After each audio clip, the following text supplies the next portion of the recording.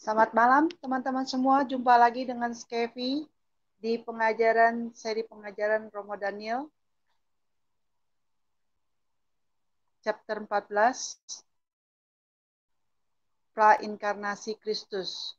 Teman-teman, kali ini kita akan membahas tentang menjelang Natal ini, teman-teman. Kita di dalam butir pengakuan iman Nikea ini baru masuk ke butir kedua mengenai Kristus. Teman-teman, kita panggil Romo Daniel ya untuk bergabung bersama kita.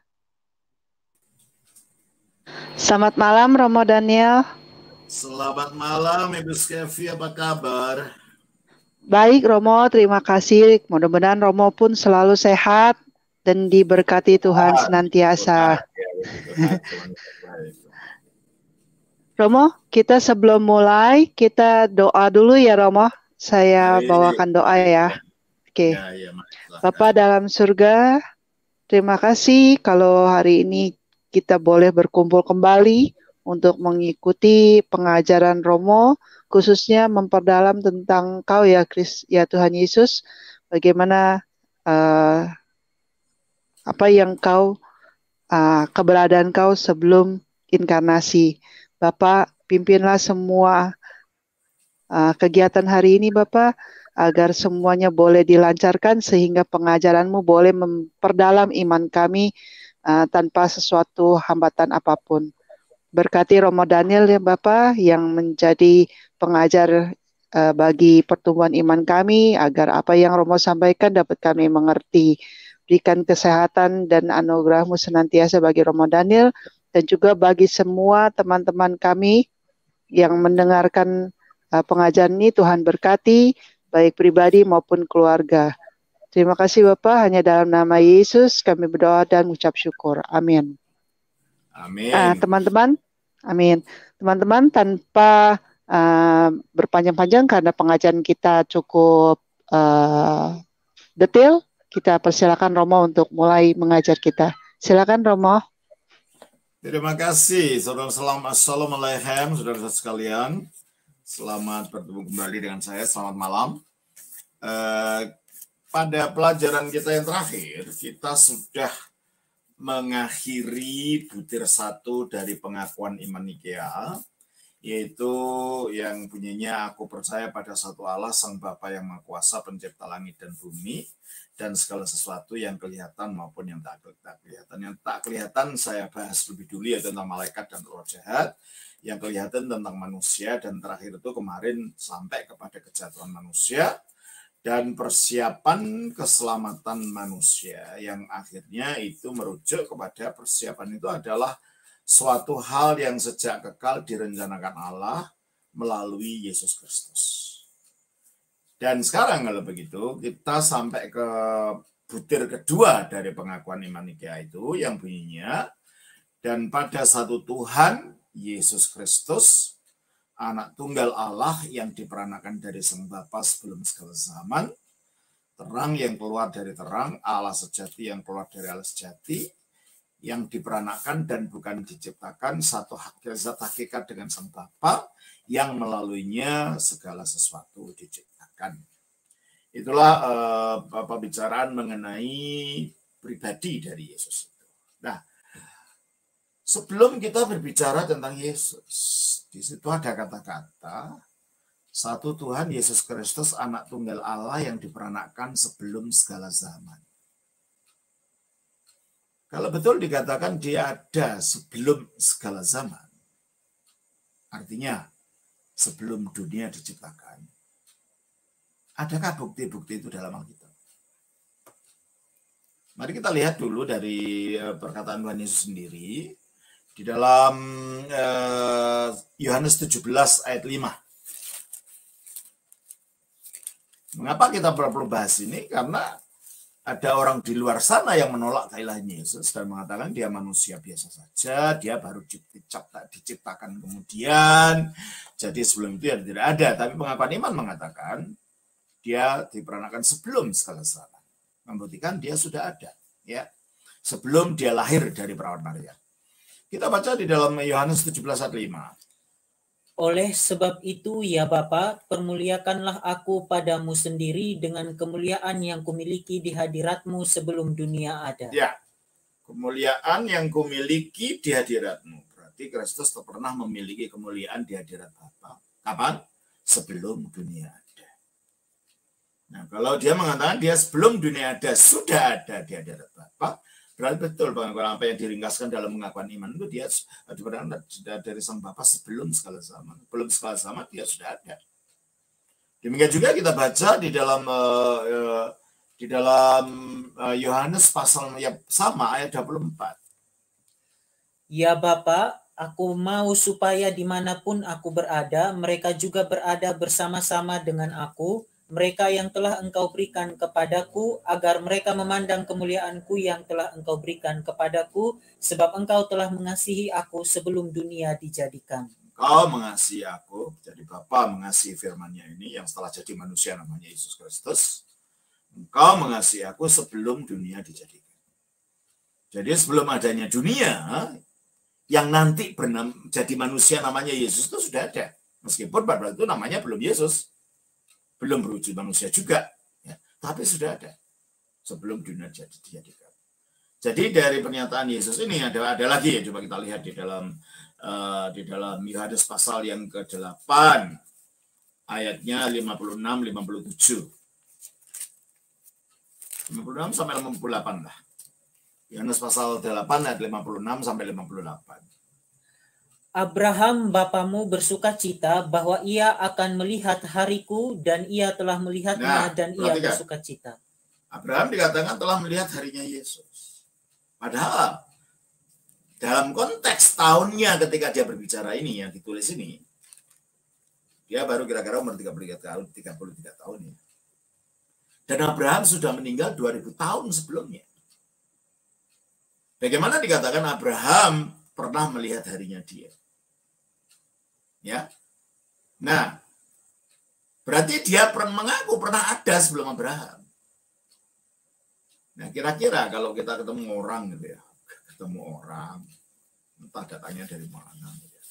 Mungkin dari Sumatera sana. Lalu teman kita dari Batak gitu mengatakan, saya ini loh dulu tukang main dengan pahlawan Sisingamangaraja. Padahal dia baru umur 2 tahun. Atau 15 tahunan gitu. Kira-kira kita percaya nggak kalau ngomong orang itu? Umur masih 15 tahun dan kamu pernah ketemu Sisingamangaraja? Ada beberapa kemungkinan. Kamu bohong. Kemungkinan kedua, mungkin kamu gila. Dan kemungkinan yang ketiga, barangkali kamu berkata benar. Jadi hanya 3 kemungkinan ini saja, ada yang lain. Demikian juga dengan Yesus. Ketika orang tahunya dia masih umur 33 tahun, ngaku pernah bertemu dengan Abraham, ya pasti ada keheranan. Ada 3 kemungkinan ini. Coba keheranan dari pihak yang mendengar. Coba ayat 57. Maka kata orang-orang Yahudi itu kepadanya, umurmu belum sampai 50 tahun dan engkau telah melihat Abraham? Nah itu ditanya, masa sih?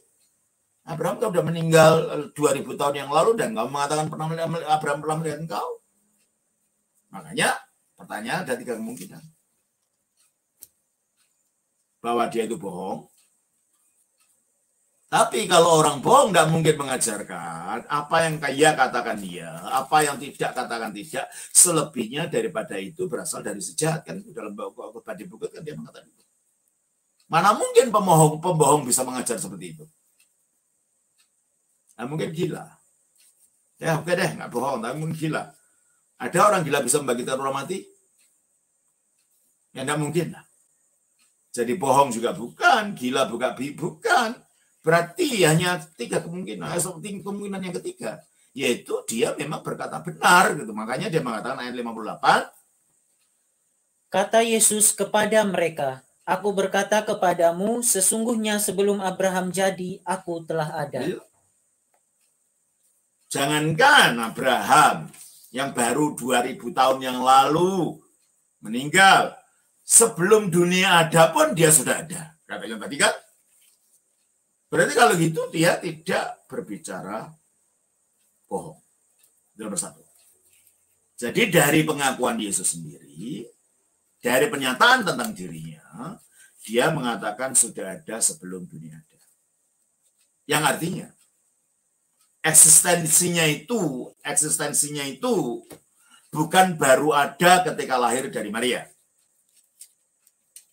Eksistensinya sebagai pribadi adalah kekal karena dia adalah firman-Nya Allah. Tapi keberadaan inkarnasinya memang baru dia ada ketika lahir dari Maria. Itu keberadaan inkarnasi, bukan eksistensi dirinya. Kalau eksistensi dirinya sejak kekal, karena dia firman. Firman itu adalah sudah ada sebelum dunia ada. Nah, makanya ada di mana tadi katanya? Dia berada di hadirat Bapa dalam kemuliaan. Ya kan? Makanya dia mengatakan di dalam Yohanes pasal 6 ayatnya 38,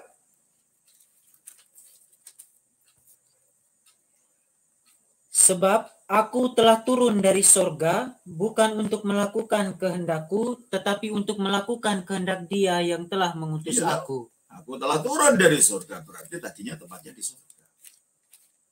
Di alam non-fisik, di alam non-tercipta. Nah, kalau begitu, adakah bukti-bukti di dalam Alkitab mengenai pra-inkarnasi dari Kristus ini?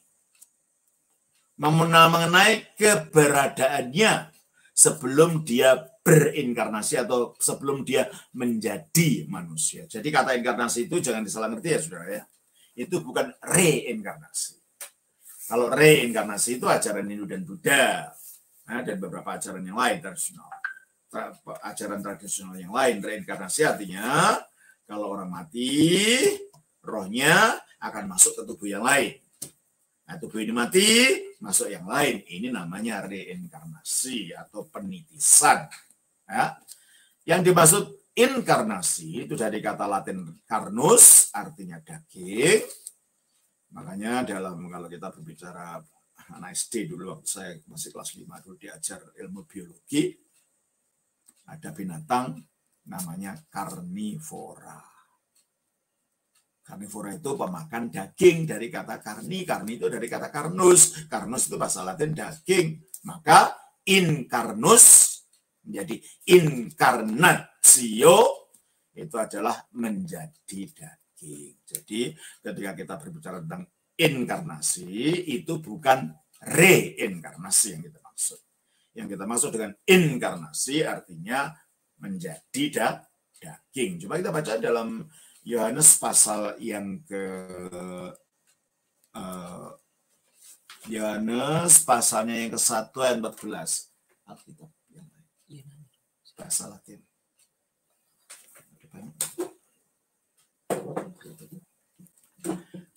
Itu dari bahasa Latin memang. Jadi coba saya bacakan dari Alkitab bahasa Latin namanya Vulgata. Vulgata. Itu Alkitab resminya Gereja Katolik ya. Coba kita baca di dalam Yohanes pasal yang ke-1 ayatnya yang ke-14. Coba baca dalam bahasa Indonesia dulu. Firman itu telah menjadi manusia dan diam di antara kita, dan kita telah melihat kemuliaannya, yaitu kemuliaan yang diberikan kepadanya sebagai anak tunggal Bapa, penuh kasih karunia dan kebenaran. Dalam bahasa aslinya, Keologos sarx egeneto. Dan firman itu dan logos itu telah menjadi sarx. Sarx itu daging. Telah menjadi daging. Ya. Nah, di dalam bahasa Latinnya, itulah kita mendapatkan kata inkarnatio itu, kita baca et verbum caro factum est. Jadi caro factum dari kata caro menjadi daging karnus tadi. Caro factum est habitavit and nobis, dan tinggal di tengah-tengah kita. Et vidimus, dan kami telah melihat gloriam eus, melihat kemuliaannya, gloriam quasi, kemuliaan seperti unigeniti apatre, anak tunggal sang Bapa, plenum gratiae et veritatis, penuh dengan rahmat dan kebenaran. Jadi dari kata Latin inilah kita mendapatkan kata inkarnasi tadi, dan itu terbukti dari kitab suci bahasa Latin ini, kitab suci Vulgata. Nah, saudara, jadi sebelum Kristus menjelma, menjadi manusia, menjadi daging, atau berinkarnasi, maka kita gunakan istilah pra-inkarnasi. Apa memang dia pernah ada? Iya. Dia pernah ada. Dan yang selalu menampakkan diri kepada tokoh-tokoh nabi dalam perjanjian lama, itu adalah Kristus ini sebelum dia jadi manusia. Karena kita baca dalam Yohanes 1 ayat 18. Tidak seorang pun yang pernah melihat Allah, tetapi anak tunggal Allah yang ada di pangkuan Bapa, dialah yang menyatakannya. Nah, menurut ayat ini, tak seorang pun yang pernah melihat Allah. Sang Bapa tak pernah menyatakan diri. Tetapi anak tunggal Allah, yaitu firman-Nya itu, dialah yang menyatakan itu. Jadi kalau ada penyataan-penyataan Bapa, penyataan Allah maksud saya, ada penyataan-penyataan Allah atau penampakan-penampakan ilahi dalam perjanjian lama, berdasarkan ayat ini, pastilah itu Kristus atau firman sebelum dia jadi manusia. Dan itulah sebabnya mengapa Kristus belum datang pun Alkitab mengatakan bahwa Musa pernah melihat Kristus. Coba kita baca dalam Ibrani pasal yang ke-11. Sebagaimana dikatakan Abraham pernah melihat harinya Kristus tadi. Alkitab juga mengatakan Musa pernah melihat Kristus. Ya. Kita baca dari Ibrani pasal yang ke-11 ayatnya yang ke-24 sampai 26. Karena iman, maka Musa setelah dewasa menolak disebut anak putri Firaun, karena ia lebih suka menderita sengsara dengan umat Allah daripada untuk sementara menikmati kesenangan dari dosa. Ia menganggap penghinaan karena Kristus sebagai kekayaan. Ya, ia menganggap penghinaan karena Kristus. Gimana dia tahu Kristus? Kalau dia tidak bertemu Kristus. Ya memang belum disebut Kristus. Itu kan yang dari kacamata orang yang sudah percaya Kristus yang nulis ini ya, penulis surat Ibrani. Tapi pengalaman Musa ketika bertemu dengan tokoh-tokoh ya, sosok-sosok ilahi yang ada dalam perjanjian lama, itu ternyata penampakan Kristus. Mari kita lihat pertama ya. Penampakan pertama kita lihat sebenarnya di dalam Kejadian pasal yang ke-16. Kejadian pasal yang ke-16 kita baca demikian, saudara. Ketika Hagar melarikan diri dari rumah Abraham, ya, dan Sarai karena dia bertingkah kurang baik dengan nyonyanya Sarai ini, akhirnya dia diusir. Ya, coba ayat 4. Abram menghampiri Hagar, lalu mengandunglah perempuan itu. Ketika Hagar tahu bahwa ia mengandung, maka ia memandang rendah akan nyonyanya itu. Nyonyanya yang telah merelakan suaminya untuk jadi suami si budak ini juga. Setelah dia hamil, nyonyanya direndahkan. Ronanya marah, sakit hati. Ya, diusirlah dia. Ya, diusir, maka dia lari. Dan ketika dia ayat 6. Kata Abram kepada Sarai, hambamu itu di bawah kekuasaanmu, perbuatlah kepadanya apa yang kau pandang baik. Lalu Sarai menindas Hagar sehingga ia lari meninggalkannya. Nah, dalam pelariannya ini apa yang terjadi ya 7?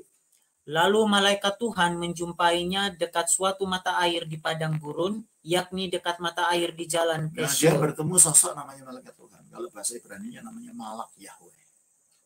Ini bukan malaikat biasa. Kita lihat nanti, ini bayi ini bukan malaikat biasa. Dan malak Yahweh ini berbeda dengan malaikat biasa. Terus? Katanya, Hagar hamba Sarai, dari manakah datangmu dan kemanakah pergimu? Jawabnya, aku lari meninggalkan Sarai nyonyaku. Lalu kata malaikat Tuhan itu kepadanya, kembalilah kepada nyonyamu, biarkanlah engkau ditindas di bawah kekuasaannya. Terus? Lagi kata malaikat Tuhan itu kepadanya, aku akan membuat sangat banyak keturunanmu sehingga tidak dapat dihitung karena banyaknya. Coba, aneh sekali kata-kata malaikat. Aku akan membuat sangat banyak keturunanmu. Berarti dia bisa menciptakan keturunan. Berarti dia bisa menciptakan manusia. Padahal yang bisa menciptakan manusia itu Allah. Ini kan ada malaikat bisa menciptakan ini loh. Berarti malaikat itu punya kuasa yang sama dengan kuasanya Allah. Kalau gitu ini bukan malaikat biasa. Gitu. Ya. Terus, ayat yang ke-13. Kemudian Hagar menamakan Tuhan yang telah berfirman kepadanya itu dengan sebutan, Engkaulah El Roi. Nah, ternyata yang disebut malaikat Tuhan atau malak Yahweh yang berbicara tentang dengan Hagar ini, oleh Hagar disebut Yahweh itu sendiri sebagai Tuhan itu sendiri. Dan coba kita lihat lagi ayat 11 itu. Selanjutnya kata malaikat Tuhan itu kepadanya, Engkau mengandung dan akan melahirkan seorang anak laki-laki dan akan menamainya Ismail. Sebab Tuhan telah mendengar tentang penindasan atasmu itu. Di satu sisi dia menunjukkan punya kuasa seperti Allah sendiri, yaitu dapat menciptakan manusia. Di sisi lain dia mengatakan dirinya beda dengan Allah. Karena Tuhan mendengar. Tuhan telah mendengar tentang penindasan atasmu itu. Pak tidak mengatakan aku telah mendengar. Tuhan telah mendengar. Berarti malak Yahweh ini di satu sisi identik dengan Allah, mempunyai kuasa seperti Allah. Di sisi lain, dia itu berbeda dengan Allah.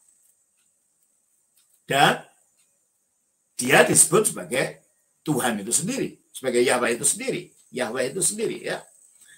Coba kita lihat ayat 13 tadi. Kemudian Hagar menamakan Tuhan yang telah berfirman kepadanya itu dengan sebutan, Engkaulah El Roi. Engkaulah El Roi. El itu dari kata Elohim. Atau El bahasa Kanaan itu artinya Allah sama dengan Elohim, Eloah. Roi itu melihat. Allah yang melihat. Berarti kalau itu malak Yahweh yang oleh Hagar disebut Tuhan itu disebut dengan nama sebagai Allah yang melihat.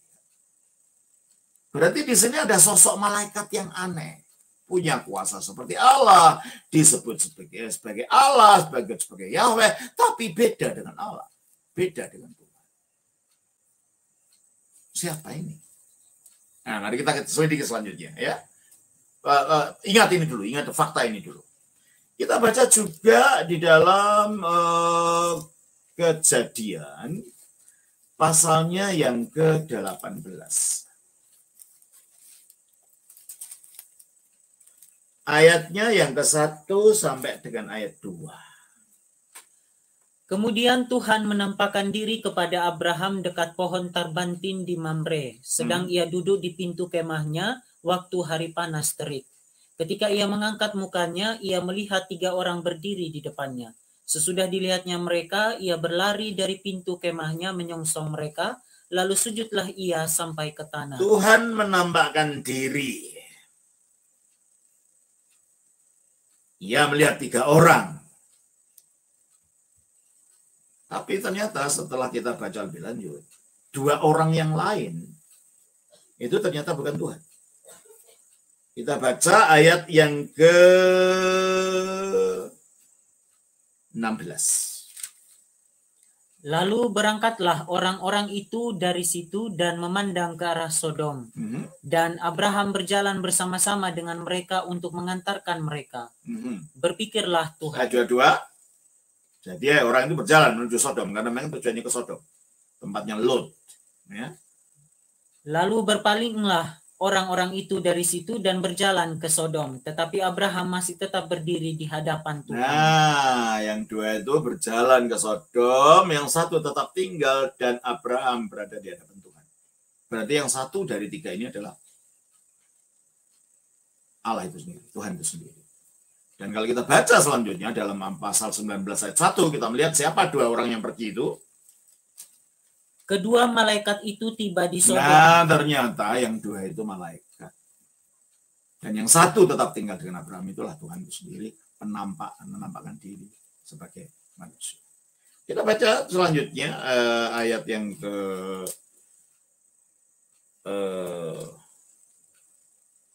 setelah Abraham akhirnya dalam ayat 25 sampai 32 mengadakan dialog dengan salah satu penampakan tadi yang ternyata Tuhan sendiri. Dan setelah selesai, apa yang terjadi ayat 33? Lalu pergilah Tuhan setelah ia selesai berfirman kepada Abraham. Dan kembalilah Abraham ke tempat tinggalnya. Jadi ada penampakan ini. Disebut Allah menampakkan diri sebagai malak Yahweh, lalu menampakkan diri seperti manusia. Kita baca lagi. Dan kalau kita mengerti ajaran Tritunggal, maka kita tidak heran. Karena firman Allah itu sifatnya sama dengan Allah. Firman itu adalah Allah. Ya, makanya kalau malak Yahweh ini beda dengan Bapa, karena firman itu beda dengan Bapa, tapi satu dalam keilahian. Malak Yahweh mengatakan bahwa dia mempunyai identitas seperti Allah karena dapat menciptakan manusia dan disebut Allah, tapi mengatakan beda dirinya dari Allah. Nah, di sini kelihatan sudah kelihatan memang di dalam diri Allah itu ada Tritunggal itu. Jadi yang menampakkan dari diri ini bukan Bapa karena malak Yahweh tidak mengatakan aku ini Bapa, enggak. Bapa Tuhan mendengar engkau. Lalu penampakan yang menampakkan kepada Abraham dalam pasal 18 itu juga. Ya ini Yahweh, tapi kalau kita baca selanjutnya, ya menampakkan wujud seperti manusia ini, kita baca dalam ayat pasal 19 itu, ayat yang ke-24. Kemudian Tuhan menurunkan hujan belerang dan api atas Sodom dan Gomora, berasal dari Tuhan dari ya, ini para bapak gereja mengatakan Tuhan menurunkan hujan belerang dan api. Itu yang ngomong dengan Abraham ini, karena dia mengatakan aku akan menurunkan hujan dan api. Tapi api itu Tuhan berasal dari Tuhan dari langit, dari surga. Itu menunjuk Allah Bapa. Jadi yang menampakkan diri kepada Abraham itu bukan sang Bapa tetap di surga, yang dikatakan di sini dari langit. Yang menampakkan diri dalam wujud seperti orang tadi itu adalah Sang Putra. Sama seperti dengan kasusnya Hagar tadi. Yang menampakkan diri sebagai malak Yahweh tadi, tapi dia membedakan dirinya dengan apa yang disebut Tuhan, yang mendengar Hagar tadi. Itulah sosok yang sama ini. Jadi betul konsisten Alkitab, Allah tak pernah dilihat oleh siapapun, tetapi anak tunggal Allah yang ada di bangkuan Bapa, itulah yang menyatakan. Demikian juga kalau kita baca dalam Kejadian 3:8. Setelah kita mengerti ini ya, Kejadian 3 ayat 8 kita baca. Ketika mereka mendengar bunyi langkah Tuhan Allah. Langkah Tuhan Allah. Terus? Yang berjalan-jalan dalam taman itu. Ini tidak mungkin Allah Bapa tidak menampakkan diri kok. Ya kalau gitu siapa? Ya sama seperti yang menampakkan diri pada Abraham itu. Yang ngomong-ngomong dengan Abraham. Yang menampakkan diri pada Hagar dalam wujud malak Yahweh. Itulah firman Allah. Penampakan dari firman Allah atau anak Allah yang tunggal. Sebelum dia menjadi manusia. Kita baca juga dalam Kejadian pasal 22. Di dalam Kejadian pasal 22, ayatnya yang ke-1 dan 2. Setelah semuanya itu, Allah mencoba Abraham. Ia berfirman kepadanya, Abraham, lalu sahutnya, ya Tuhan. Firman-Nya, ambillah anakmu yang tunggal itu, yang engkau kasihi, yakni Ishak, pergilah ke tanah Moria, dan persembahkanlah dia di sana sebagai korban bakaran pada salah satu gunung yang akan kukatakan kepadamu. Jadi di sini yang memerintahkan Abraham untuk mengorbankan Ishak adalah Allah sendiri. Dan akhirnya setelah sampai di Gunung Moria, yaitu di puncak di Yerusalem sana ya, di tempat penyembahnya di sana, ya, di mana akhirnya di situ dibangun bait Allah di atasnya ya. Kita baca ayat 6.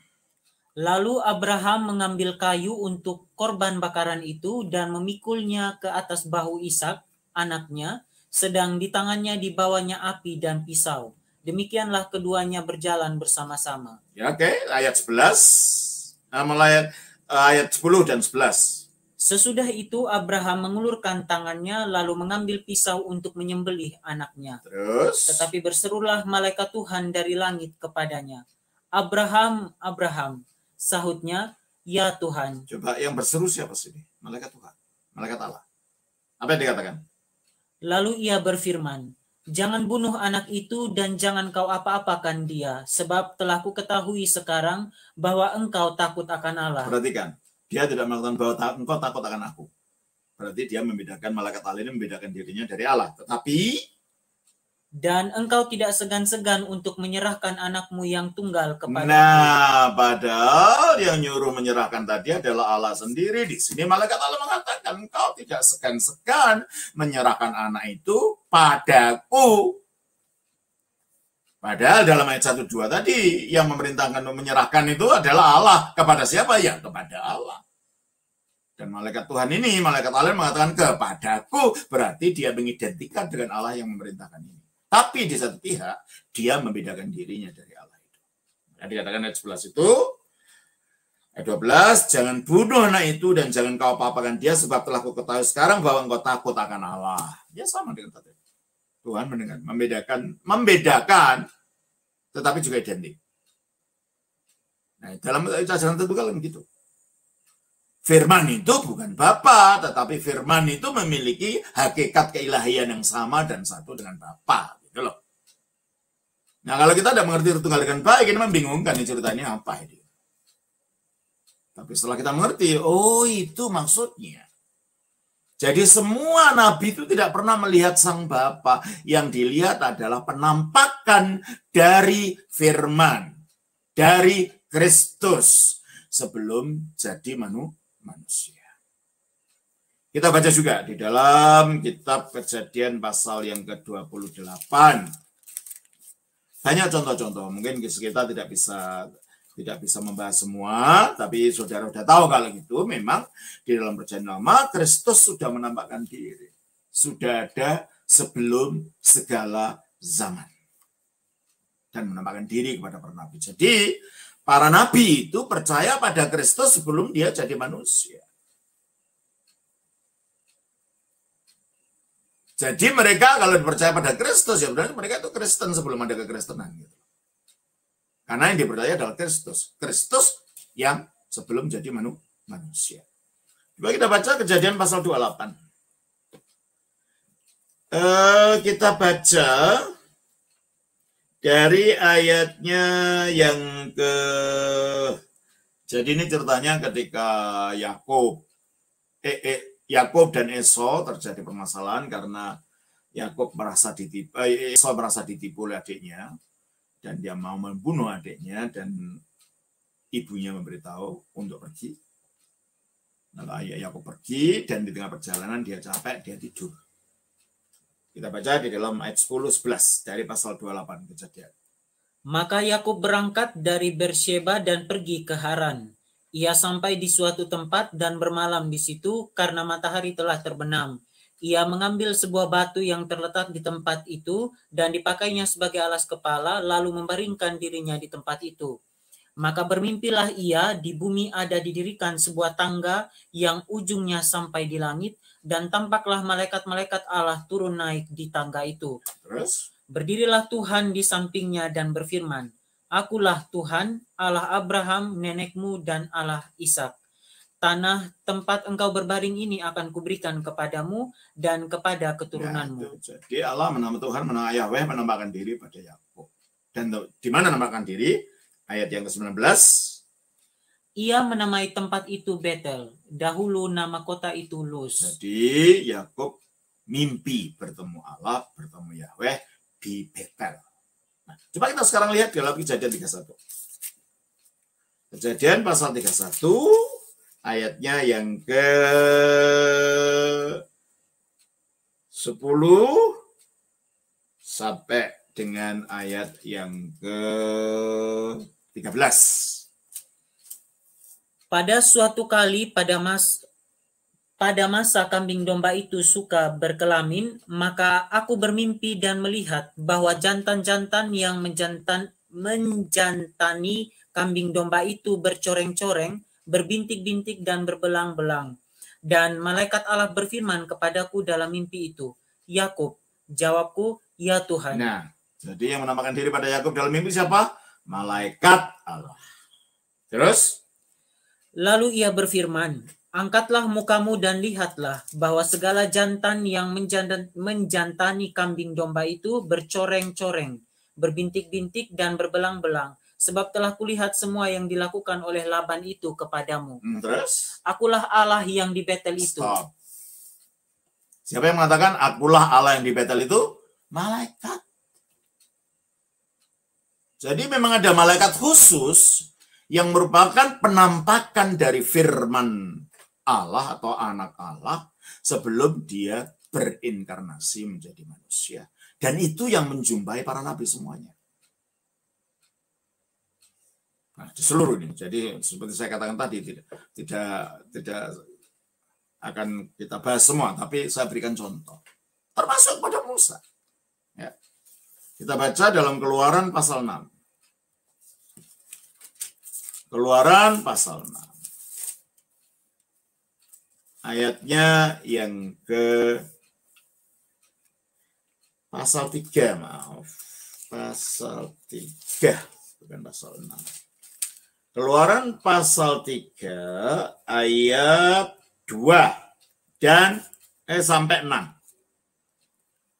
Lalu malaikat Tuhan menampakkan diri kepadanya. Nah, ini malaikat Tuhan yang sama yang menampakkan diri kepada Yakub, yang menampakkan diri pada Hagar, ya. Malaikat Tuhan menampakkan diri kepadanya, maksudnya kepada Musa, di dalam nyala api yang keluar dari semak duri. Lalu ia melihat dan tampaklah semak duri itu menyala tetapi tidak dimakan api. Musa berkata, baiklah aku menyimpang ke sana untuk memeriksa penglihatan yang hebat itu. Mengapakah tidak terbakar semak duri itu? Ketika dilihat Tuhan. Nah, sekarang siapa yang melihat? Tuhan. Yahweh itu sendiri. Terus? Bahwa Musa menyimpang untuk memeriksanya, berserulah Allah dari tengah-tengah semak duri nah, itu. Padahal menurut ayat 2, yang ada di dalam semak duri siapa? Malaikat Tuhan, malak Yahweh. Tetapi di dalam ayat 4 yang ada di tengah-tengah semak duri adalah Allah sendiri. Jadi secara konsisten perjanjian lama menunjukkan adanya sosok yang disebut malak Yahweh ini atau malaikat Tuhan ini yang dinyatakan sebagai Allah tetapi membedakan diri dengan Allah. Ya, seperti kata penginjil Yohanes. Firman itu bersama-sama dengan Allah. Berarti kan beda firman dengan Allah itu karena bersama-sama dengan. Dan firman itu adalah Allah. Artinya kodrat yang sama. Makanya malak Yahweh ini beda. Tetapi memiliki kodrat keilahian yang sama dengan Bapa. Ya, maka dikatakan di situ. Tolong baca lagi. Berserulah Allah dari tengah-tengah semak duri itu kepadanya. Musa, Musa. Dan ia menjawab, ya Allah. Lalu ia berfirman, janganlah datang dekat-dekat. Tanggalkanlah kasutmu dari kakimu, sebab tempat di mana engkau berdiri itu adalah tanah yang kudus. Lagi ia berfirman, akulah Allah ayahmu, Allah Abraham. Nah, padahal yang ditemui Abraham siapa? Ya malak Yahweh ini dalam wujud manusia itu. Terus? Allah Ishak dan Allah Yakub. Yang ditemui Yakub siapa? Ya ini juga waktu di Betel itu. Ya tak? Dan sekarang menampakkan diri kepada Musa. Oleh karena itu, dan masih juga yang di Gunung Sinai dan semua. Saya katakan tidak semua saya bahas. Yang menampakkan diri pada Yeskiel, menampakkan diri pada Yesaya, semua adalah sosok yang sama ini. Coba kita baca kembali kepada Ibrani pasal yang ke-11 ayat 24 sampai 26.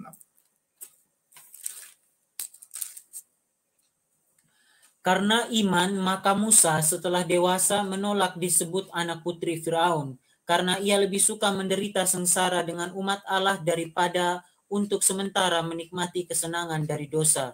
Ia menganggap penghinaan karena Kristus. Ya, penghinaan karena Kristus. Dari mana dia tahu Kristus? Ya, penglihatan-penglihatan. Dia menampakkan diri ternyata Kristus sebelum berinkarnasi. Kristus sebelum menjadi manusia. Jadi kalau orang mengatakan, wah itu Kristus itu manusia biasa, ya jelaskan ini gitu. Jelaskan ini siapa gitu. Yang menampakkan diri selalu dalam perjanjian lama ini gitu ya. Selanjutnya. Oke, kita skip saja. Kita pergi ke kitab Yesaya pasal 6. Yesaya pasal 6. Ayat 1 sampai 10. Dalam tahun matinya Raja Uzia, aku melihat Tuhan duduk di atas tahta yang tinggi dan menjulang, dan ujung jubahnya memenuhi bait suci. Para serafim berdiri di sebelah atasnya, masing-masing mempunyai 6 sayap. 2 sayap dipakai untuk menutupi muka mereka, 2 sayap dipakai untuk menutupi kaki mereka, dan 2 sayap dipakai untuk melayang-layang. Dan mereka berseru seorang kepada seorang, katanya, Kudus, kudus, kuduslah Tuhan semesta alam, seluruh bumi penuh kemuliaannya. Maka bergoyanglah alas ambang pintu disebabkan suara orang yang berseru itu, dan rumah itu pun penuhlah dengan asap.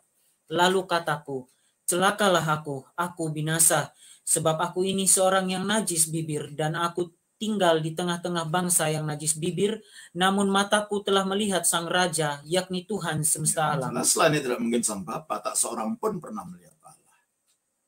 Tetapi anak tunggal Allah yang ada di panggung Bapa itu yang menjelaskan.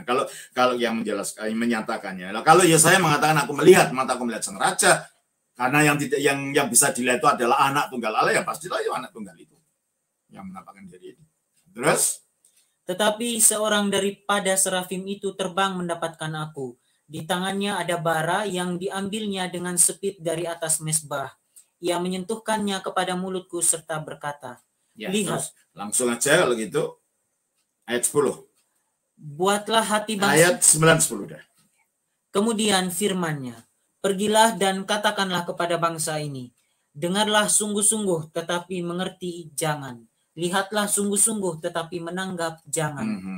Buatlah hati bangsa ini keras dan buatlah telinganya berat mendengar dan buatlah matanya melekat tertutup, supaya jangan mereka melihat dengan matanya dan mendengar dengan telinganya dan mengerti dengan hatinya, lalu berbalik dan menjadi sembuh. Ini kritik terhadap bangsa Israel yang tidak mau percaya pada firman Tuhan. Dan ini oleh Injil Yohanes dikatakan bahwa ini berbicara mengenai Kristus. Injil Yohanes pasal yang ke-12.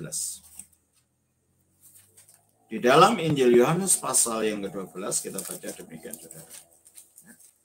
Yohanes pasal yang ke-12. Kita baca ayat 41. Sebentar, pasal 12 ayat 41 ayat 37. Dan meskipun Yesus mengadakan begitu banyak mujizat di depan mata mereka, namun mereka tidak percaya kepadanya. Ya, orang Yahudi tetap tidak percaya kepadanya meskipun ada mujizat. Lalu oleh Yohanes dikatakan, supaya genaplah firman yang disampaikan oleh Nabi Yesaya. Firman yang mana? Teruskan. Tuhan, siapakah yang percaya kepada pemberitaan kami, dan kepada siapakah tangan kekuasaan Tuhan dinyatakan?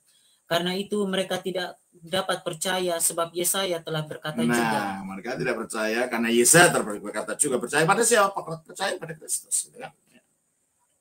Terus kan? Ia telah membutakan mata dan mendegilkan hati mereka supaya mereka jangan melihat. Melihat dan melihat tapi mengerti jangan. Itu dikutip secara bebas dari kata-kata Yesaya itu. Terus? dan menanggap dengan hati lalu berbalik sehingga aku menyembuhkan mereka. Itu adalah kutipan secara bebas dari ayat 9-10 dari Yesaya 6 tadi, dan akhirnya disimpulkan. Hal ini dikatakan oleh Yesaya karena ia telah melihat kemuliaan. Nah, Yesaya melihat kemuliaan siapa? Yahweh. Tapi ini konteksnya adalah orang Yahudi tidak mau percaya pada Yesus. Berarti ini sedang berbicara oleh Yesus. Jadi raja kemuliaan yang dilihat oleh Yesaya itu menurut Injil Yohanes dijelaskan bahwa itu sebenarnya penampakan Yesus sebelum dia berinkarnasi. Itulah Kristus yang prainkarnasi. Satu ayat lagi. Masih banyak sih, makanya saya katakan tidak semuanya. Ya. Kita baca dari Yehezkiel. Yehezkiel pasalnya 1. Kita baca. Yehezkiel pasal 1. Kita baca ayatnya 26 sampai 28. Di atas cakrawala yang ada di atas kepala mereka ada menyerupai tahta yang kelihatannya seperti permata lazurit. Dan di atas yang menyerupai tahta itu ada yang kelihatan seperti rupa manusia. Dari yang menyerupai pinggangnya sampai ke atas aku lihat seperti suasa mengkilat. Suasa itu perak murni ya. Suasa. Ya, terus? Dan seperti api yang ditudungi sekelilingnya. Dan dari yang menyerupai pinggangnya jadi bukan betul-betul pinggang ini, menyerupai. Jadi ini penglihatan saja. Itu. Menyerupai pinggang. Sampai ke bawah aku lihat seperti api yang dikelilingi sinar. Seperti busur pelangi yang terlihat pada musim hujan di awan-awan, demikianlah kelihatan sinar yang mengelilinginya. Begitulah kelihatan gambar kemuliaan Tuhan. Ini ternyata disebut gambar kemuliaan Tuhan. Dan yang disebut gambar kemuliaan Tuhan itu adalah Kristus. Ibrani 1 ayat 3. Ia adalah cahaya kemuliaan Allah. Ya, kemuliaan itu cahaya kemuliaan dan gambar wujud Allah. Jadi kalau gitu yang dilihat Yehezkiel ini pun adalah Kristus sebelum jadi manusia. Yang dilihat Yesaya itu pun Kristus sebelum jadi manusia. Yang didengar Adam berjalan-jalan di Taman Eden itu pun Kristus sebelum jadi manusia. Dan semua penampakan-penampakan ilahi dalam perjanjian lama itu adalah penampakan Kristus sebelum jadi manusia. Itulah yang disebut dalam istilah teologi sebagai teofani atau penampakan ilahi, atau juga kristofani atau penampakan Kristus. Jadi benar kalau begitu, ini diteguhkan oleh perkataan Yesus sendiri. Aku sudah ada di hadiratmu sebelum dunia ada. Engkau telah mengasihi aku sebelum dunia dijadikan. Sebelum Abraham jadi, aku telah ada. Dan semua pernyataan-pernyataan ini membuktikan bahwa Kristus memang berada, dan itulah yang diringkas dalam pengakuan iman gereja. Dia ada sebelum segala zaman. Ini dari sisi penampakan. Ya, ini dari sisi teofani. Tapi juga ada sisi nubuat. Begitu banyak nubuat yang menubuatkan tentang kedatangan Kristus ini dalam perjanjian lama sebelum dia datang. Tentang kelahirannya dari perawan. Coba kita baca. Sebenarnya sudah kita bahas beberapa kali. Yaitu Kejadian 3:15. Aku akan mengadakan permusuhan antara engkau dan perempuan ini, antara keturunanmu dan keturunannya. Keturunannya akan meremukkan kepalamu dan engkau akan meremukkan tumitnya. Ya.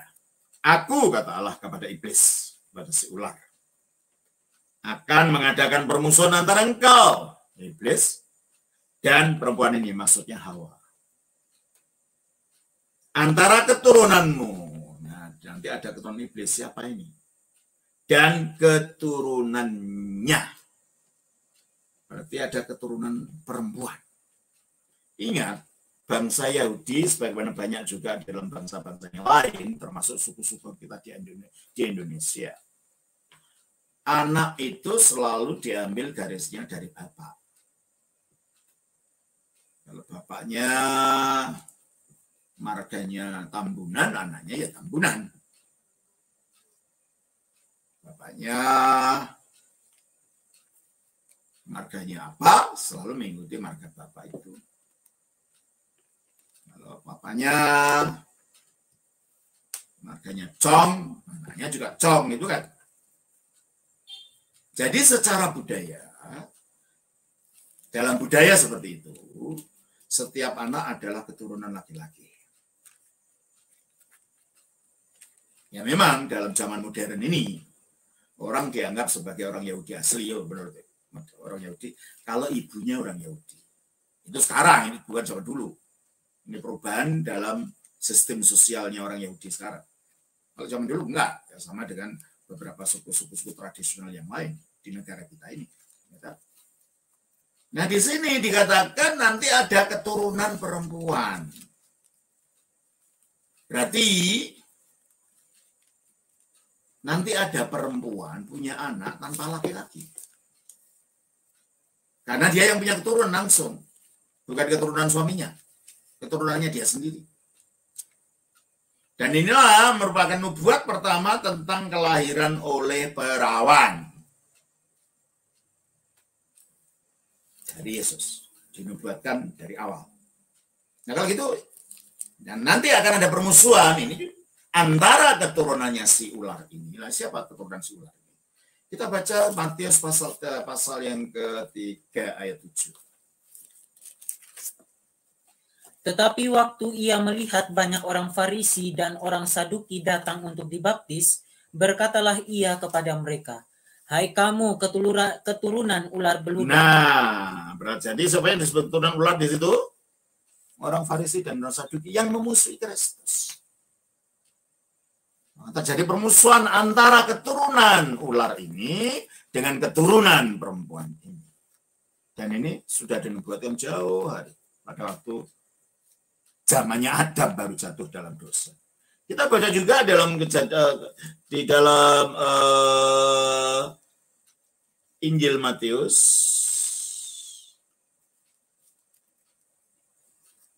pasalnya yang ke-12.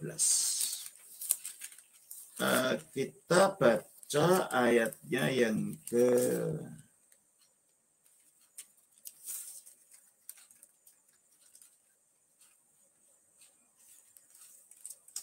dikatakan tentang ular beludak juga. Coba kita lihat ayat 34. Ini berbicara tentang orang Farisi dan Saduki lagi. Hai kamu keturunan ular beludak. Ya, dikatakan tetapnya ular ini karena dia musuh Yesus. Dan kepada mereka ini Tuhan Yesus mengatakan di dalam Yohanes pasal yang ke-8 ayat yang ke-44. Yohanes 8 ayat 44. Iblislah yang menjadi bapamu dan kamu ingin melakukan. Nah, kalau iblis itu bapaknya orang Farisi dan Saduki, itu berarti orang Saduki itu apanya iblis? Ya anaknya kan gitu.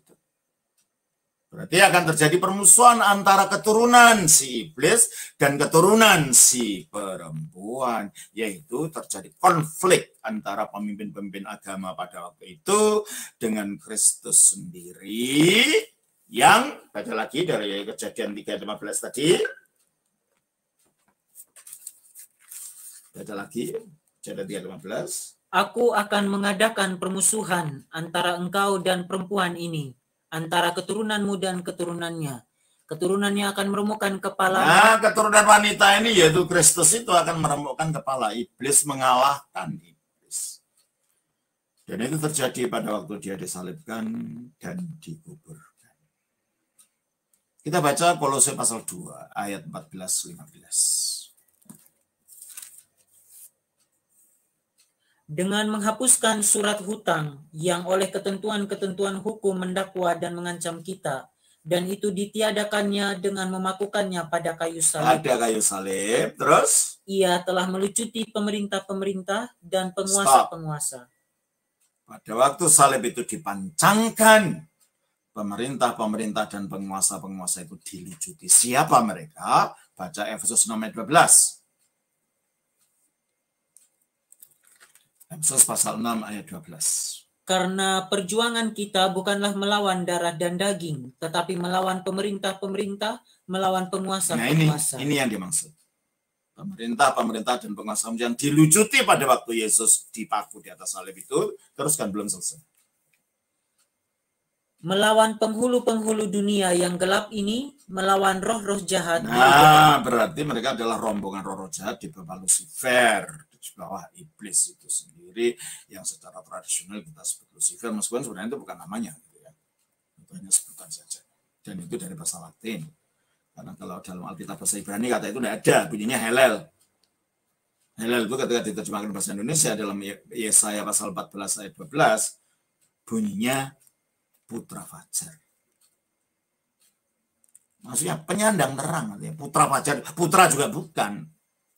Nah, kata penyandang terang ini diterjemahkan ke dalam bahasa Latin Luciferus. Verus itu penyandang, lux itu dari kata lux, lux itu terang, penyandang terang.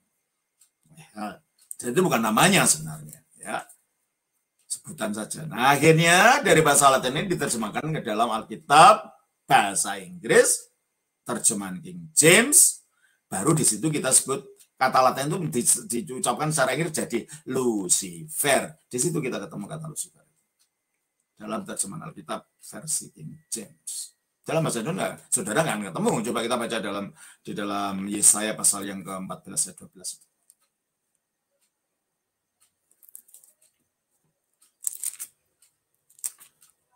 Yesaya 14 ayat 12. Wah, engkau sudah jatuh dari langit, hai bintang timur putra fajar. Nah, putra fajar itulah yang akhirnya dalam terjemahan King James bunyinya Lucifer, yang diambil dari kata Latin Luciferus, artinya penyandang terang, yang berasal dari bahasa Ibrani Helel. Jadi kata itu tidak ada dalam bahasa aslinya. Itu adalah dari terjemahan dari bahasa Latin diinggriskan. Ya, diinggriskan jadi Lucifer. Oke, baik saudara. Jadi kita melihat di situ bahwa iblis ini akhirnya dikalahkan Yesus. Yang pertama pada waktu Yesus disalibkan, yang dikalahkan adalah pemerintah dan penguasa, yaitu jenderal-jenderalnya. Rajanya Lucifer sendiri, ya karena kita nggak punya sebutan lain, kita sebut aja Lucifer. Sebab sebelum dia jatuh kan belum disebut iblis. Dan Lucifer itu bukan namanya iblis loh, itu namanya masih malaikat. Penyandang terang, kalau itu pun nama, tapi ya bukan nama. Nah, kita baca di dalam Ibrani pasal 2 ayat 14. Ibrani 2 ayat 14. Karena anak-anak itu adalah anak-anak dari darah dan daging. Nah, karena kita ini dari darah dan daging, maka ia juga menjadi sama dengan mereka. Maka ia, yaitu firman Allah atau anak Allah itu, menjadi sama dengan manusia punya daging. Apa? Dan mendapat bagian dalam keadaan mereka. Jadi seperti kita, total seperti manusia seperti kita. Terus? Supaya oleh kematiannya ia memusnahkan dia. Kalau nggak dimanya daging, gimana dia bisa mati? Gitu loh. Dia bisa mati karena telah mengenakan daging, karena telah mengalami inkarnasi. Kalau Tuhan dalam bentuk Tuhan sebagai roh, ya tidak bisa mati. Tapi hanya setelah dia mengambil tubuh sebagai manusia, memang sengaja dengan kemanusiaan itu, dia mati untuk mengalahkan kematian itu melalui kebangkitannya. Makanya setelah dia mati, apa katanya? Ya, supaya oleh kematiannya ia memusnahkan dia, yaitu iblis yang berkuasa atas maut. Nah, supaya oleh kematiannya dia berkuasa atas iblis yang berkuasa atas maut. Logikanya gimana? Nah, kalau iblis itu berkuasa atas maut, berarti secara kategori setiap orang yang mati itu di bawah cengkramannya iblis ini. Nah, Yesus mati. Nah, iya, karena dia punya tubuh kan. Kalau enggak ya gimana bisa mati? Yesus mati, lo kalah dong dengan iblis. Tunggu dulu. Hari ketiga dia bangkit. Jadi dia luput dari kuburan. Berarti iblis tak mampu lagi mencengkeram dia supaya tetap dalam alam maut. Membuktikan iblis tidak berdaya kepada Yesus sehingga lepas dia dari kematian, dia bangkit. Maka dengan demikian Yesus menang atas iblis. Dia meremukkan kepala si ular ini. Dia mengalahkan si ular ini. Kita baca dari 1 Yohanes 3 ayat 8. Barang siapa yang tetap berbuat dosa berasal dari iblis, sebab iblis berbuat dosa dari mulanya. Semulanya dari sejak jatuh jadi iblis itu berbuat dosa gitu loh. Tadinya sebagai malaikat ya enggak.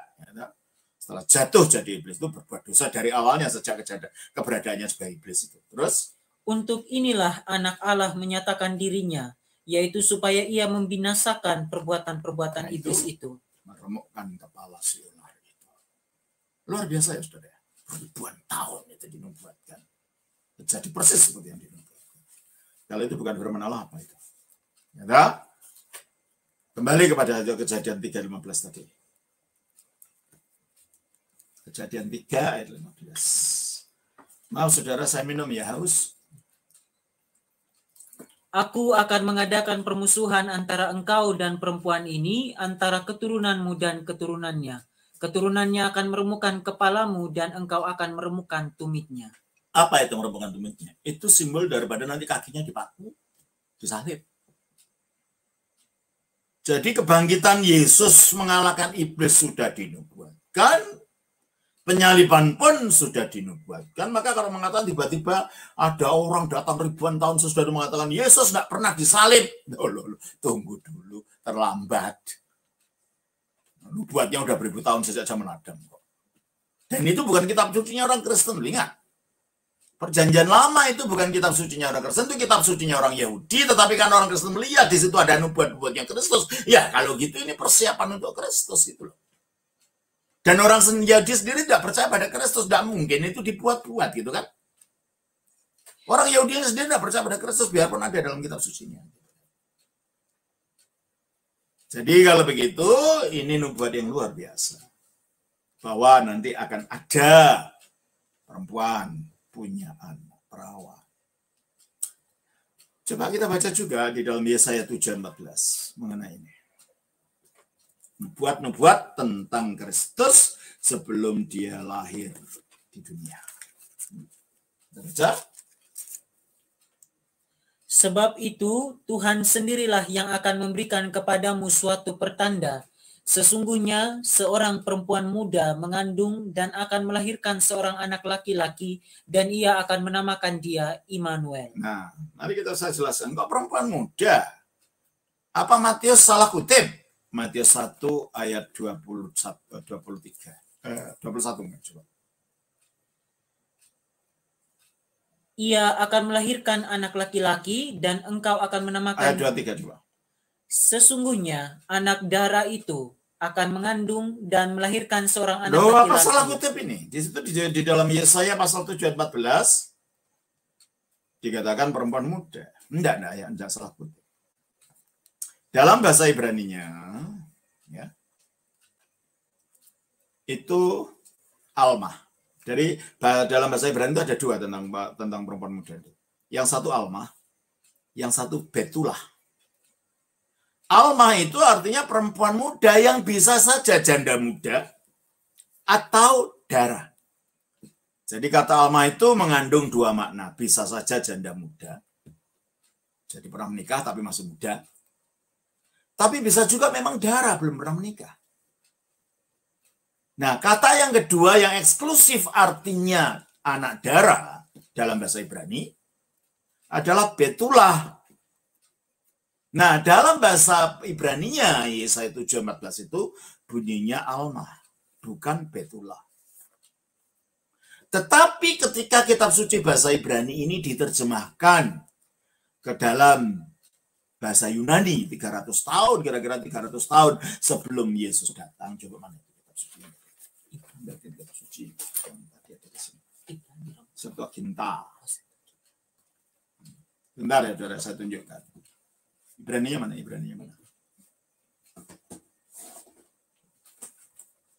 Ya. Ini kitab suci bahasa Ibrani-nya. Nih, bentuknya seperti ini ya, mungkin lucu. Kayak rumah rayap gitu ya. Ini bahasa Ibrani. Nah ini pada waktu 300 tahun sebelum Kristus lahir, diterjemahkan dalam bentuk ini.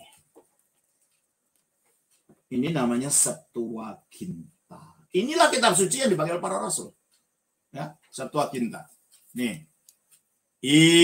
Mana itu?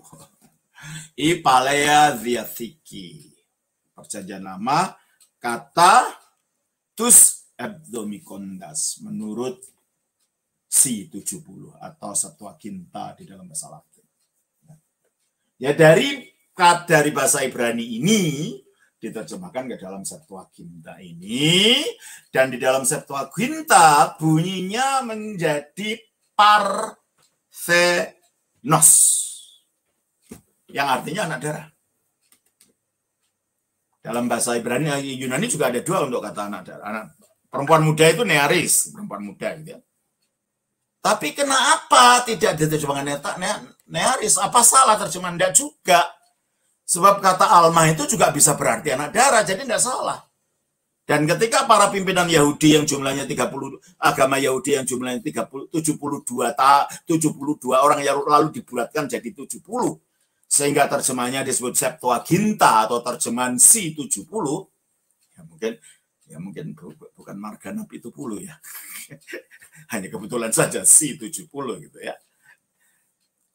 Itu menerjemahkannya memahami ini sebagai satu nubuat, sehingga dipilih makna yang kedua, yaitu Parthenos, anak darah. Jadi kalau begitu ya tidak salah. Mau diterjemahkan perempuan muda ya boleh, mau diterjemahkan anak darah ya boleh, sebab itu mengandung makna dua-duanya.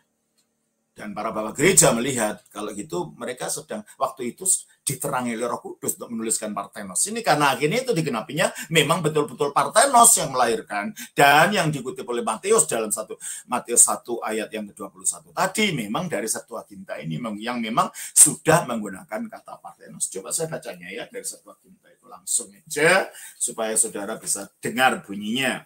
Di dalam Yesaya pasal yang Yesaya pasal yang ke-7 ayatnya yang ke-14.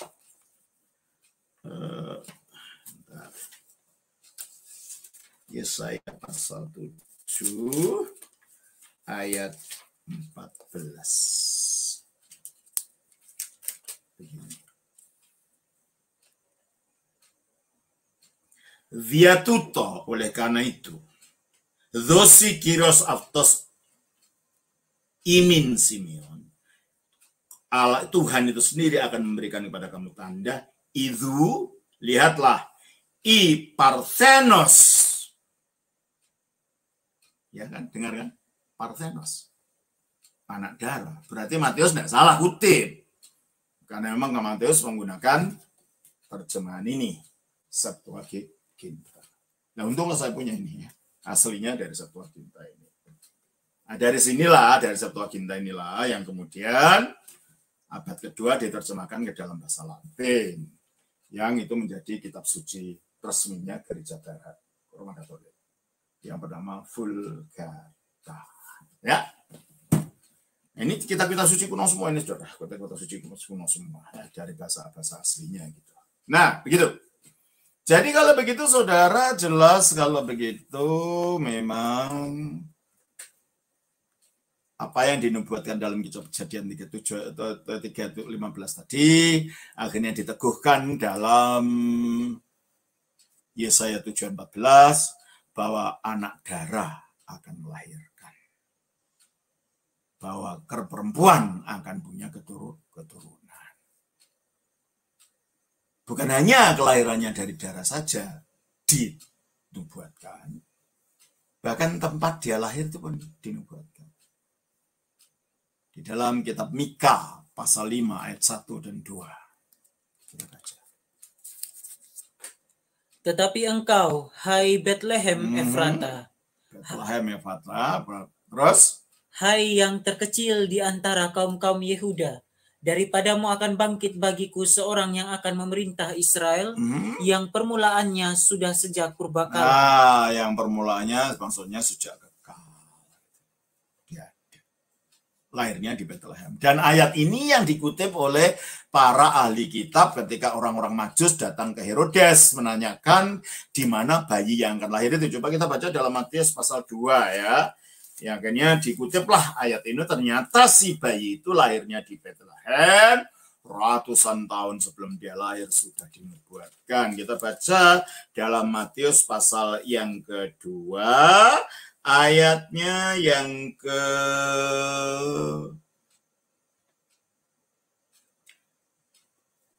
4 sampai 6. Maka dikumpulkannya semua imam kepala dan ahli Taurat bangsa Yahudi, lalu dimintanya keterangan dari mereka, di mana Mesias akan dilahirkan.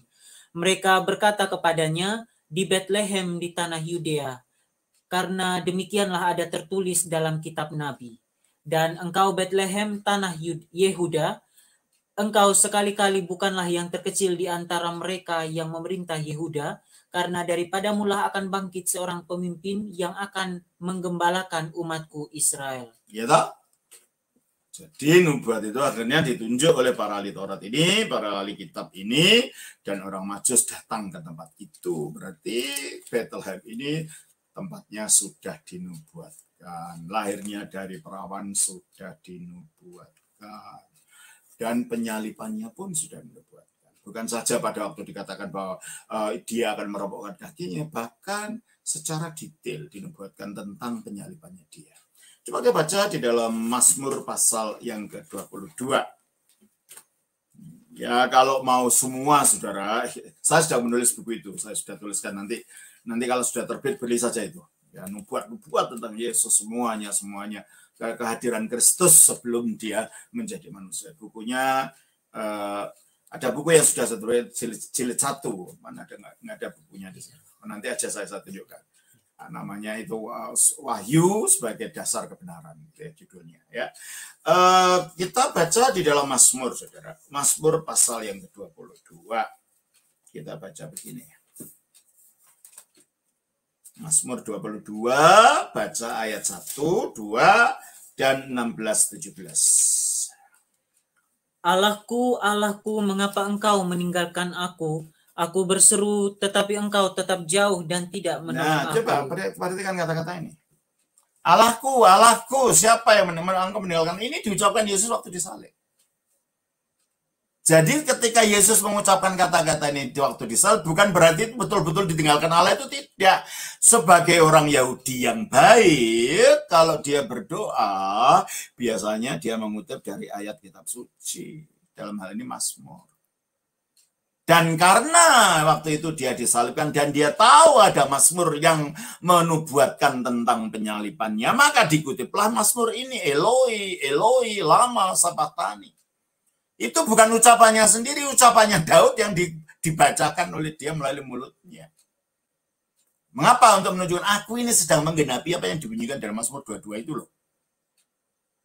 Makanya ayat 16 mengatakan, kekuatanku kering seperti beling, lidahku melekat pada langit-langit mulutku, dan dalam debu maut kau letakkan aku. Terus? Sebab anjing-anjing anjing-anjing ini orang-orang Romawi, orang Yahudi menyebutnya mereka orang-orang yang tidak percaya pada Allah, penyembah berhala sebagai anjing-anjing, itu kan? Terus? Gerombolan penjahat. Itulah para pemimpin agama Yahudi yang menyalibkan dia. Terus? Mereka menusuk tangan dan kakiku. Di mana ceritanya Daud tangan dan kakinya pernah ditusuk? Tidak ada. Berarti ini Daud tidak sedang berbicara tentang dirinya. Daud sedang menubuatkan seseorang yang nanti tangannya dan kakinya ditusuk seperti itu, disalibkan. Oleh karena itu pada waktu itu terjadi, Yesus selalu mengutip pembukaan dari pasal ini, Eloi, Eloi, lama sabachthani, untuk menunjukkan kepada kita, aku ini sedang menggenapi itu loh yang dinubuatkan oleh Daud itu. Jadi situ dinubuatkan penyalipannya. Jadi kalau ada yang datang kemudian mengatakan Yesus tidak disalib, bagaimana saya bisa menghapus nubuat? Bagaimanapun juga nubuat ini akan bisa dihapus. Kita punya pilihan percaya pada nubuatnya Nabi atau tidak. Nah, kalau ada dua orang yang diaku Nabi, ternyata yang satu konflik, harus pilih mana yang benar. Nggak bisa dua-duanya benar. Kan? Nah, kalau Yesaya jelas itu ada dukungan-dukungan selanjutnya. Kita baca juga di dalam Yesaya 53. Ya. Di dalam kitab Yesaya 53. Wah, maaf saudara, saya ini masih tidak bisa diselesai ya, karena ini sudah lewat jam 7, tapi saya bacakan sedikit mengenai Yesaya. Di situ ada nubuat tentang hamba Tuhan yang menderita, tentang Ebed Yahweh. Dia datang sebagai Ebed, sebagai hamba, sebagai pelayan, tapi menderita. Terus, coba kita baca ayat 2. Sebagai taruk ia tumbuh di hadapan Tuhan, dan sebagai tunas dari tanah kering. Ia tidak tampan dan semaraknya pun tidak ada sehingga kita memandang dia, dan rupa pun tidak sehingga kita menginginkannya. Dia direndahkan, dia tidak punya kekayaan, tidak punya apa. Tukang kayu kan. Terus? Ia dihina dan dihindari orang, seorang yang penuh kesengsaraan dan yang biasa menderita kesakitan. Apalagi waktu dipukuli itu. Terus? Ia sangat dihina sehingga orang menutup mukanya terhadap dia, dan bagi kita pun dia tidak masuk hitungan. Apa sih dia itu? Rabi bukan, raja bukan, ini bukan. Ya, terus? Tetapi sesungguhnya penyakit kitalah yang ditanggung. Nah, ternyata penderitanya itu menanggung penyakit kita. Terus? Dan kesengsaraan kita yang dipikulnya. Ya, terus? Padahal kita mengira dia kena tulah, dipukul dan ditindas Allah. Kira begitu, orang luar mengatakan begitu. Terus? Tetapi dia tertikam oleh karena pemberontakan dia kita. ditusuk, tertikam itu karena pemberontakan manusia. Terus? Dia diremukkan oleh karena kejahatan kita. Dia dipukuli punggungnya sebelum ditikam itu, dan karena kejahatan kita. Ganjaran yang mendatangkan keselamatan bagi kita ditimpakan. Sebenarnya bukan ganjaran, ya seharusnya hajaran, karena dihajar dia. Ya, hajaran yang mendatangkan keselamatan bagi kita ditimpakan kepadanya, dan oleh bilur-bilurnya kita menjadi sembuh. Itu. Terus ayat 6. Kita sekalian sesat seperti domba, masing-masing kita mengambil jalannya sendiri, tetapi Tuhan telah menimpakan kepadanya kejahatan kita sekalian. Coba perhatikan. Detail sekali. Gimana dikatakan Yesus sudah disalib? Oh, nubuatnya itu jelas. Nabi demi nabi menubuatkan. Mulai dari zamannya Adam, Daud, Yesaya. Kecuali kalau orang tidak percaya itu nabi gitu loh. Ini nabi yang ngomong loh. Kita baca juga ayat 8. Sesudah penahanan dan penghukuman. Sesudah penahanan dan penghukuman, artinya di penjara lalu dihukum kan? Ia terambil. Terambil artinya dia mati, nyamanya diambil gitu. Terus? Dan tentang nasibnya siapakah yang memikirkan? Tidak tahu, orang tidak tahu. Terus? Sungguh ia terputus dari negeri orang-orang Kalau hidup. dia terputus dari negeri orang hidup, berarti di mana dia? Ya negeri orang mati, kuburan, maksudnya dikubur gitu loh. Terus? Dan karena pemberontakan umatku, ia kena tulah. Terus? Orang menempatkan kuburnya di antara orang-orang fasik, dan dalam matinya ia ada di antara penjahat-penjahat. 2 orang itu kan? Waktu disalib kan ada 2 orang penjahat di kiri kanannya. Terus? Sekalipun ia tidak berbuat kekerasan dan tipu tidak ada dalam mulutnya. Terus? Tetapi Tuhan berkehendak meremukkan dia dengan kesakitan, apabila ia menyerahkan dirinya sebagai korban penebusan. Nah, jadi dia itu sebagai korban penebusan. Bukan mati biasa. Mati untuk penebusan. Terus? Ia akan melihat keturunannya. Umurnya akan lanjut. Artinya dia hidup lagi. Orang udah mati, kalau melihat keturunan gimana sih? Orang mati melihat keturunan umurnya lanjut, artinya hidup lagi dan tidak mati lagi. Itu loh bahasa perjanjian barunya. Berarti ini berbicara tentang penyalipan, sampai tujuan dari penyalipan, sampai kebangkitannya. Terus? Dan kehendak Tuhan akan terlaksana olehnya. Terus? Sesudah kesusahan jiwanya, ia akan melihat terang dan menjadi puas. Ini ya, sesudah melihat kesusahan jiwanya karena dia aniaya dan mati, akhirnya dia menjadi puas, menjadi terang, dia mengalami kebangkitan. bisa menghapuskan nubuat seperti ini. Bukan hanya ini, coba kita lihat ada nubuat lagi tentang penyaliban Yesus. Kita baca Zakaria. Kitab Zakaria pasalnya yang ke-10. Pasal 12. Bentar, kita lihat dulu ya. Zakaria pasal yang ke-12 ayat 10. Aku akan mencurahkan roh pengasihan dan roh permohonan atas keluarga Daud dan atas penduduk Yerusalem, dan mereka akan memandang kepada Dia yang telah mereka tikam. Nah, mereka akan memandang kepada Dia yang telah mereka tikam, terus. Dan akan meratapi Dia seperti orang meratapi anak tunggal. Nah, dan akan menangisi Dia dengan pedih seperti orang menangisi anak sulung. inilah penyaliban itu. Dan akhirnya terjadi tepat seperti yang dinubuatkan di dalam perjanjian. Saya hanya pilih-pilih saja ini. Kelahirannya dari perawan dinubuatkan, tempat lahirnya dinubuatkan, dan dia keturunan siapa, keturunan Abraham itu dinubuatkan. Coba kita baca di dalam kitab Kejadian 22 ayat 18.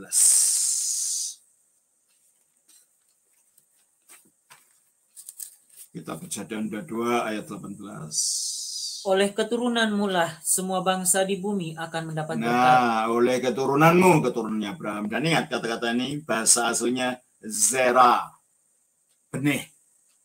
Bukan zeraim, benih-benih. Berarti ada satu benih khusus nanti yang menjadi berkat bagi semua bangsa. Benihnya Abraham secara khusus. Ya. Dan itu datangnya dari Yakub, dari Ishak. Benih ini nanti. Coba kita baca di dalam Kejadian pasal yang pasal yang ke-17. Kita baca Kejadian pasal 17 ayatnya yang ke-21. Tetapi perjanjianku akan kuadakan dengan Ishak, yang akan dilahirkan Sarah bagimu tahun yang akan datang. Terus, pada waktu seperti ini juga. Setelah selesai berfirman kepada Abraham, perjanjianku akan kujadikan dengan Ishak. Ayat 19. Tetapi Allah berfirman, tidak, melainkan istrimu Sarah lah yang akan melahirkan anak laki-laki bagimu, dan engkau akan menamai dia Ishak. Dan aku akan mengadakan perjanjianku dengan dia menjadi perjanjian yang kekal untuk keturunannya. Untuk keturunannya. Ingat, ini juga Zera, bukan Zeraim. Keturunannya menyundut satu orang. Dan dilanjutkan, itu melanjutkan dari Ibrahim. Jadi keturunan yang disebut Abraham itu nanti kepada Abraham tadi, nanti akan melalui Ishak. Nanti akan melalui Yakub, bukan melalui yang lain. Dan keturunan yang satu ini dijelaskan dalam Galatia 3:16.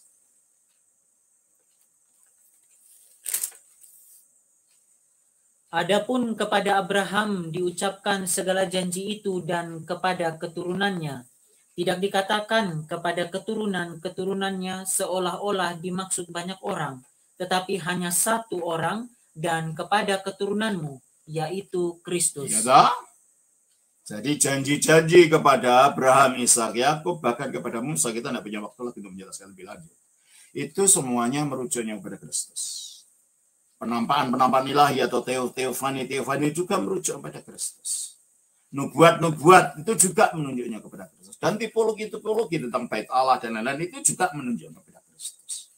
Jadi Kristus itu sebelum inkarnasinya sudah praada. Baik di surga, sebelum ada apa-apa, maupun dalam pewahyuan di dalam perjanjian lama. Itulah sebabnya ini mempersiapkan kita untuk berbicara tentang siapa Kristus. Kita tahu dulu tentang kepradaannya sebagai firman Allah yang kekal, yang melaluinya Allah menyatakan dirinya sejak zaman perjanjian lama, dan akhirnya dalam bentuk teofani nanti akan menyatakan dirinya secara puncak, bukan lagi berwujud teofani, tetapi berwujud inkarnasi. Betul-betul menjadi manusia. Namanya Yesus Kristus. Nah, saya kira itu ya saudara, dalam kita akan membahas tentang butir kedua dari pengakuan iman, yaitu dan pada satu Tuhan Yesus Kristus, anak tunggal Allah yang diperanakan dari Sang Bapa sebelum segala zaman, terang yang keluar dalam terang. Alas zat yang keluar dari alas zat, terang yang keluar dari terang, yang diperanakkan dan bukan diciptakan. Satu zat hakikat dengan Sang Bapa yang melaluinya segala sesuatu diciptakan. Nanti sebagaimana butir yang satu kita terangkan kata per kata dan maknanya, demikianlah nanti kita terangkan tentang Kristus dalam pengakuan iman ini, kata per kata dan maknanya. Ibu Skevi, itulah yang dapat saya berikan untuk malam ini. Sudah setengah jam lewat dari yang seharusnya. Terima kasih. Iya, terima kasih Romo atas pengajarannya. Banyak teman-teman yang merasa terberkati Romo untuk pengajaran malam ini. Nah Romo, ada banyak yang menanyakan mereka mau beribadah tapi jaraknya jauh-jauh. Mungkin ada pengarahan dari Romo? Ada yang dari Cianjur, ada dari Bekasi. Coba lihat sini ya. Tolong catat ini. Ini saudara bisa ke YouTube ini, ya. Setiap hari Minggu jam 11, mulai jam 9 lah, kita ada ibadah online dan setiap jam 11 saya khotbah di situ. Coba catat ini. Video-video pengajaran di situ nanti ada apa? Ada ibadah setiap hari Minggu. Kalau bisa sih, saya harap untuk bisa datang. Ya, kalau yang ruangnya dekat ya di daerah sekitar Tangerang sana di BSD. Ya, yang jauh-jauh bisa ikut di sana. Dan nanti di setiap akhir video itu ada alamat-alamat di mana kami ada. Jadi, saudara yang mungkin rumahnya dekat di situ bisa datang. Ya, baik. Dan juga kalau saudara ingin mendapatkan buku-buku yang isinya banyak yang ajaran saya ajarkan ini, bisa saudara menghubungi Ibu Theodora. Ini bisa dicatat.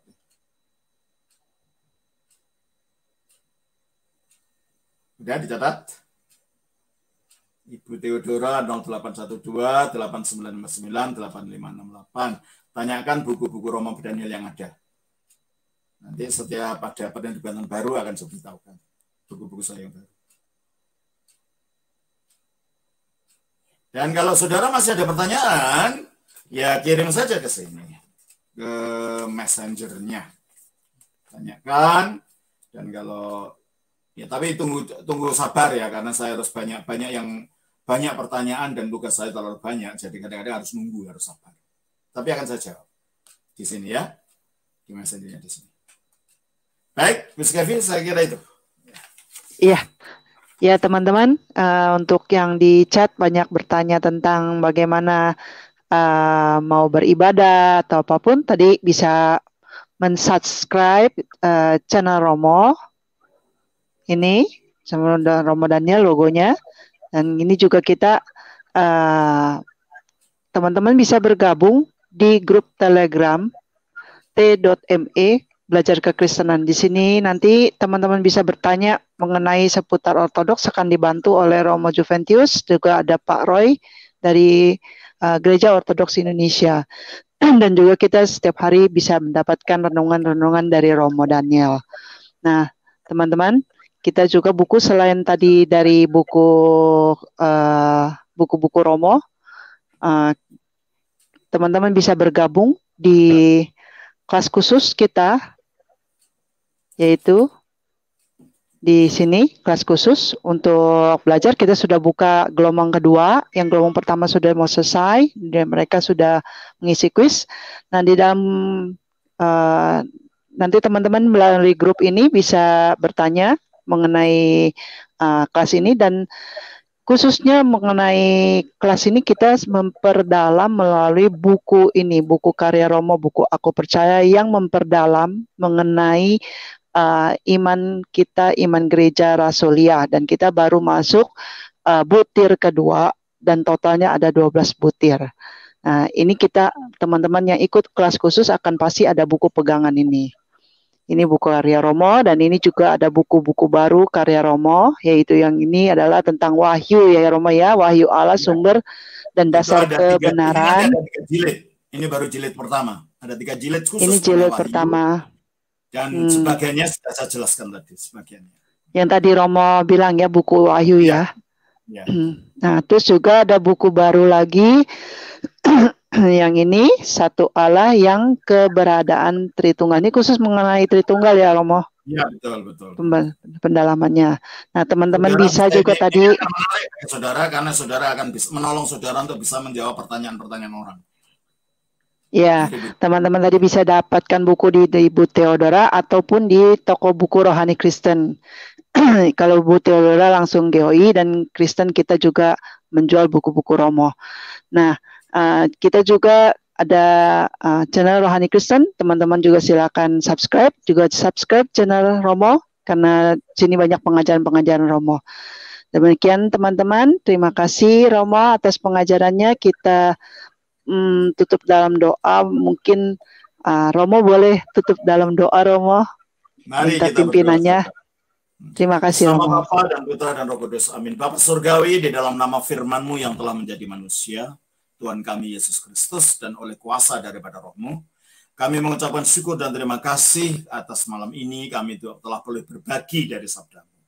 Biarlah firman-Mu ini mendapatkan tempat di hati daripada saudara-saudara yang telah mendengarkannya, dan biarlah nama Kristus ditinggikan dalam hidup mereka, dan kiranya mereka yang belum percaya pada Kristus, mereka yang ikut mendengarkan dan melihat tayangan kami ini, kiranya hati mereka diketuk supaya menemukan keselamatan dan kebenaran di dalam Kristus. Kami akan pulang. Kiranya Engkau menyertai kami dan Engkau menyertai Ibu Skevi dan tim daripada Rohani Kristen, supaya ini menjadi sarana berkat bagi bangsa kami di Indonesia ini. Terima kasih Tuhan, kami akan mundur dan kami ucapkan terima kasih kepadamu di dalam nama Tuhan Yesus Kristus. Amin. Amin. Terima kasih Romo. Teman-teman, nanti di akhir session ini ada info tentang gereja ortodoks, paroki, juga Romo yang bertugas. Teman-teman silakan catat, juga silakan lihat. Kita undur diri. Terima kasih Romo. Sampai ketemu minggu depan, hari Rabu ya Romo. Minggu depan ya. Selamat malam. Minggu depan. Oke. Thank you. God bless you, all of you, and I hope everything is okay with all of you. God bless you. Thank you.